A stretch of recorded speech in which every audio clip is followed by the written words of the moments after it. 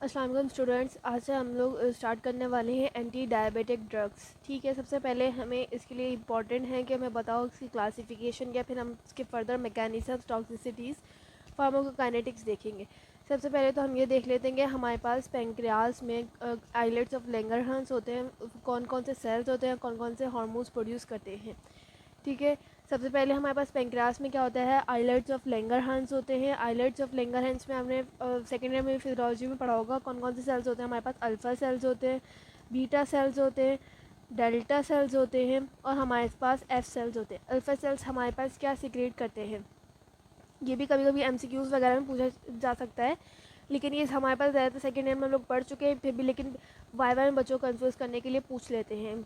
Alpha sales हमारे पास secrete करते हैं ग्लूकागॉन। ग्लूकागॉन का क्या काम होता है हमारे पास, ग्लूकागॉन हमारे पास ब्लड ग्लूकोज लेवल को बढ़ाता है, इंक्रीज़ कराता है। ठीक है, बीटा सेल्स हमारे पास क्या सीक्रेट करते हैं, मेनली बीटा सेल्स हमारे पास इंसुलिन सीक्रेट करते हैं। इंसुलिन का क्या काम है कि वो हमारे पास ब्लड ग्लूकोज लेवल को डिक्रीज़ कराती है। ठीक है,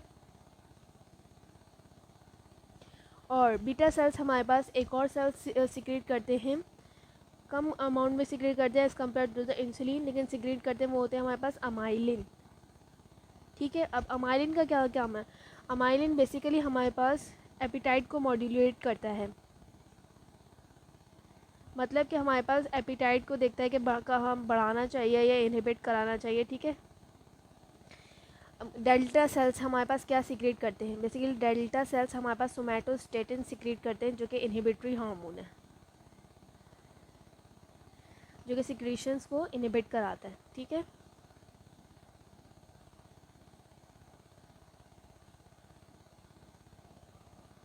एफ सेल्स हमारे पास क्या सीक्रेट करते हैं, एफ सेल्स हमारे पास सीक्रेट करते हैं पॉलीपेप्टाइड, पेंक्रियाटिक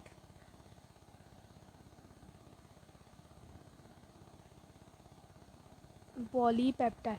पेंक्रियाटिक पॉलीपेप्टाइड हमारे पास डाइजेशन को फैसिलिटेट करते हैं, फैसिलिटेट्स डाइजेशन। ठीक है, अगर हम यहाँ पे ज़्यादातर हम लोग डायबिटीज़ की बात करने वाले हैं, इंसुलिन की बात करने वाले हैं, या तो अगर हमारे पास इंसुलिन की डेफिशिएंसी हो जाएगी,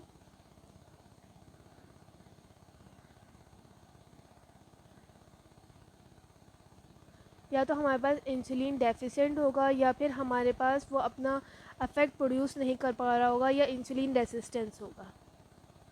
ये स्लैश नहीं आना चाहिए, हाँ होना चाहिए, और इंसुलिन रेजिस्टेंस मतलब कि हमारे पास सेंसिटिविटी इंसुलिन की डिक्रीज़ हो चुकी है, टिश्यूज़ उसके ऊपर अपना ज़्यादा अफेक्ट प्रोड्यूस नहीं कर पा रहे, इंसुलिन बन तो रहा है लेकिन वो अपना अफेक्ट ज़्यादा प्रोड्यूस नहीं कर पा रहा। और एक जगह होता है हमारे पास इंसुलिन बन ही नहीं रहा है, डेफिशिएंट हो गया या कम हो गया इसकी मकदार, या फिर पहले से कम बन गया, दोनों सूरतों में या फिर हमारे पास एक और तो इंसुलिन बन ही नहीं रहा।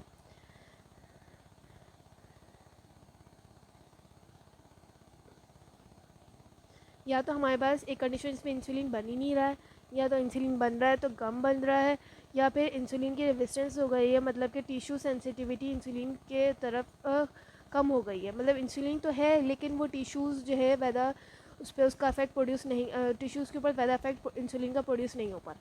इन तीनों कंडीशंस में क्या होगा, बेसिकली ये तीनों कंडीशंस जो है रिजल्ट करेंगी, डिवीज़ होती है डायबिटीज़ मेलाइटस। अक्सर आप लोगों ने सुना ही होगा, बहुत कॉमन डिजीज़ है डायबिटीज़ मेलाइटस। ठीक है, अब अगर हम डेफिनेशन पॉइंट ऑफ व्यू से देखें तो क्या डायबिटीज़ मेलाइटस को हम लोग किस तरह डिफ़ाइन कर सकते हैं, it is a chronic Divi's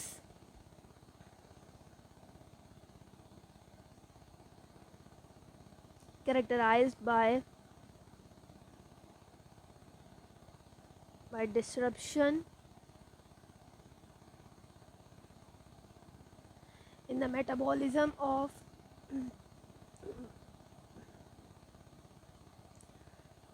fats, carbs, protein and fats. ठीक है, मेटाबॉलिज्म डिस्टर्ब हो रहा है, उसमें हमारे पास डायबिटीज़ मेलाइटस का बेसिकली इनका कॉज क्या है, इंसुलिन बन ही नहीं रहा, इंसुलिन डेफिशिएंट है या इंसुलिन रेजिस्टेंस है। ठीक है, ये आप लोगों ने याद रखना है। डायबिटीज़ मेलाइटस भी हमारे पास कितने टाइप्स की होती हैं, बेसिकली अगर हम इसको बुक के पॉइंट ऑफ व्यू से चलें तो हमारे पास ये क्लासीफाई की गई है 4 कैटेगरीज़ में। मैं यहाँ मेंशन कर देती हूँ। टाइप 1 है, टाइप 2 डायबिटीज़, गैस्टेशनल डायबिटीज़,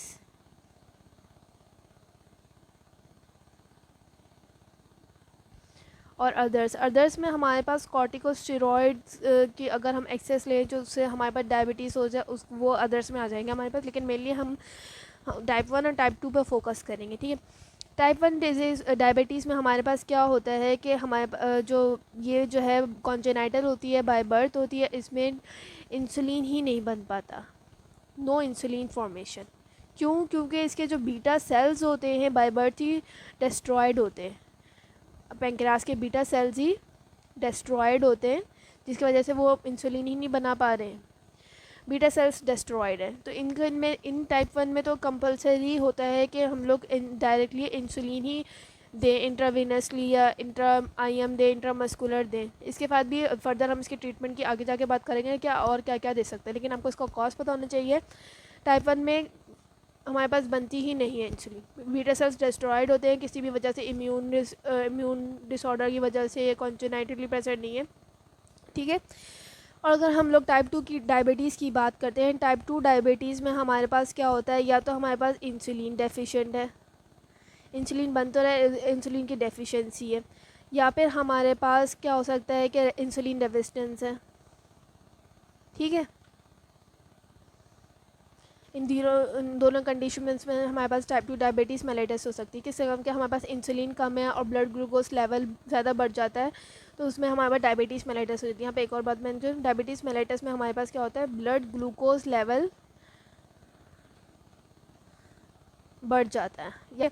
ये हमने टाइप 1 टाइप 2 गैस्ट्रेशनल देख ली है। अब हम लोग इसकी ड्रग्स वगैरह भी देख लेते हैं, लेकिन ड्रग्स वगैरह पे जाने से पहले यहाँ पे मैं आपको एक और चीज़ बताना चाहती हूँ कि हम लोग जो है कैसे पता चलेगा हमें कि डायबिटीज़ है, क्या कौन कौन से टेस्ट हम लोग कराते हैं।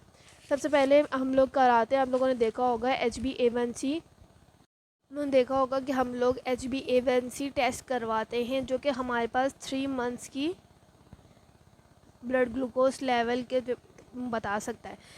ये हम लोग क्यों करवाते हैं, इसको हम लोग एक ग्लाइसेमिक प्रिकर्सर भी कहते हैं, ठीक है। ये कराना ज़रूरी होता है ताकि हमें 3 मंथ्स की हमें 3 मंथ्स की ब्लड शुगर लेवल पता चल सके क्या किस रेंज से हमारे पास चल रही है, ठीक है। अब हम